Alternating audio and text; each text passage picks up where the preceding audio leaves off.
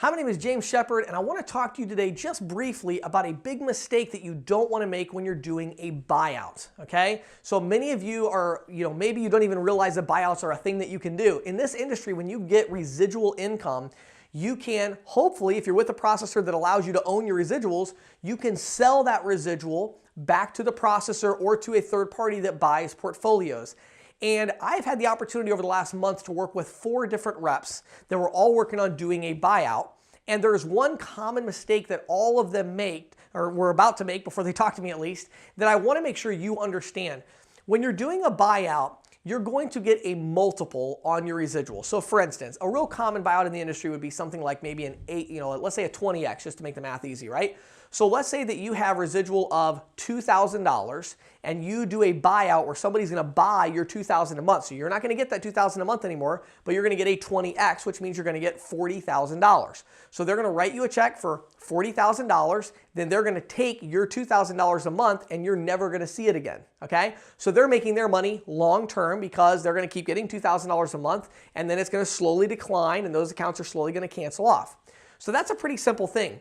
Where buyouts start to get complicated is with things called earnouts, holdbacks, whatever they want to call it, attrition bonuses or retention bonuses or whatever it is. So what will happen a lot of times, the processor will say, hey, we're going to give you, a 20x buyout, but we're going to give you 12x up front, then we're going to give you another 4x after a year if your attrition is less than 10% or whatever, and then we're going to give you the remaining 4x another year later if your attrition, whatever.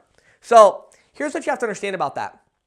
9 times out of 10, those long-term earnouts or holdouts or holdbacks or whatever they are, they don't pay out. Okay, the processor will design them in such a way that it's very unlikely you're going to hit that. What you need to make sure is that your buyout does not contain what I call an all or nothing earnout.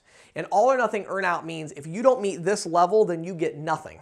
That's a really bad deal. A good deal would be if you're going to get an earnout, say the one I just described to you a minute ago, a 12x up front would be pretty low. But let's say you got that. So they said, we'll do a 20x, you get 12x up front, another 4x in 6 months, and 4x in 6 months again over a year.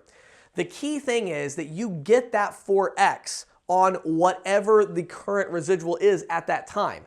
It can't be you get that 4x as long as your attrition is here, right? You've got to make sure you're going to get paid something. So don't agree to one of these deals where you have an earnout unless it's a really, really good deal. But you've got to look at your portfolio activity because a lot of times the processor can really play games with that and they can set you up to get nothing. Whereas instead it does make sense to say, okay, I get it. You want to pay 12x based on what it is now. And then as an insurance policy, you want to pay the other 8x over the next year based on wherever it's at that time. That makes a lot of sense because, there's going to be some attrition. They want to pay out a little bit less. But what doesn't make sense is for you to say, I'm only going to get my 4x if there's less than X amount of attrition or whatever. That can be a little bit scary. One other alteration or variation of that will work for you is this. If you are still selling for that processor and you intend to continue selling for the processor, many times they'll have a deal where they will let you replace accounts to get your multiple. That is totally fine as long as you're going to keep selling. So let me explain the way that works. The way that works is, let's say you got that 12x up front, then in 6 months, like we're going to give you another 4x, but your attrition can't be more than 10%. If it's at, say, 15%, you're going to have to give us enough residual to replace that extra 5% first. Then we're going to give you the 4x. That's okay. That actually does make a lot of sense. You just have to make sure the attrition number they're talking about is legitimate and it makes sense, and you're not going to end up giving up all of your residuals just to hit a little 4x, bonus. So it's very important that you understand how they're going to pay out long term because a lot of times salespeople do a buyout because they're like, oh, I've got to have a buyout. I got to get this money right now. Take an extra week to make sure you're getting the right deal because if you don't get the right deal long term, it's a big problem. And if you're not happy with your upfront payout, don't do the buyout because the odds of you getting all your long-term money are pretty slim unless you've negotiated it in exactly the right way. If you have any questions about doing a buyout or you have a buyout you're working on and you want to ask me some questions, I've done quite a few buyouts myself. I've helped a lot of reps do a buyout. Just comment below this video or on our blog or wherever. Reach out to me on Facebook or Snapchat or Twitter or wherever you want to reach out to me at, and I'll be glad to help you out and answer any questions that you have. My name is James Shepard. Thanks for watching and listening.